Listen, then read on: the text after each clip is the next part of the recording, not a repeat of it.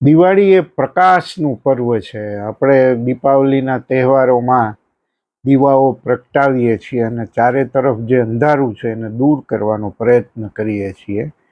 આ દીવો આપણી માટે બહુ મહત્વનો છે. પ્રજ્વલિત કરવું એ પણ આપણી માટે એકદમ મહત્વનું છે. પણ આ દીવો અને માણસ વચ્ચે કોઈ વાર્તાલાપ થાય તો કેવો થાય, એના વિશે આ વાત લખી છે. માણસ અને દીવો.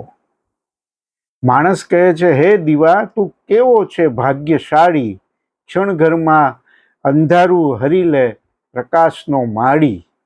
હું તો આખી જિંદગી પ્રકાશ શોધતો ફરું, મારા મનનું અંધારું કેમ કરી દૂર કરું. તો દીવો શું જવાબ આપે? અરે માનવ, તું કેમ ભ્રમમાં ભટકે, હું છું નાનું પ્રતીક તારી આશમાં ઝળકે.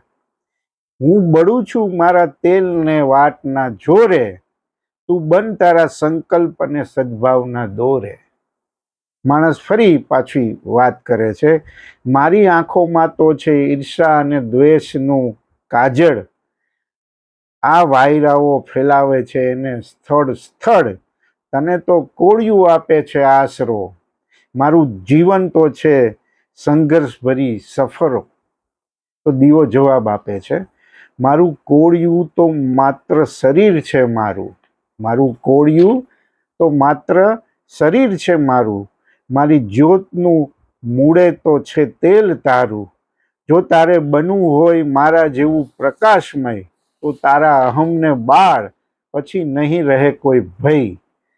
માણસ પછી આખરમાં કહે છે કે તું કહે છે મારે સ્વયં થવું પડશે પ્રકાશિત, મારા ભીતરમાં શોધવો પડશે એનો વાસ, તારા જેવા અર્પણ અને ત્યાગ શીખવા પડશે, તો જ આ માયાજાળનું મૃગજળ મટી શકશે. અને દીવો કહે છે આખરમાં, હા માનવ, દીવો બનવાની આ જ રીત છે. હા માનવ, દીવો બનવાની આ જ રીત છે. બળબડતું રહેવું એ જીવનનું પ્રતીત છે. હું બળીશ ત્યાં સુધી જ્યાં સુધી તને રસ્તો દેખાય, હું બળીશ ત્યાં સુધી જ્યાં સુધી તને રસ્તો દેખાય, બસ પછી તું પણ બીજા માટે દીવો બની જા. આ દીપાવલીનો સંદેશ છે કે દીવાની જેમ બળવું, કોકનો રસ્તો રોશન કરવો, બીજા માટે દીવા બની રહેવું. દીવો પ્રજવાળીએ એટલું જ નહીં, બીજાના જીવનમાં પણ દીપ પ્રગટાવીએ. આભાર. ફરી મળીશું.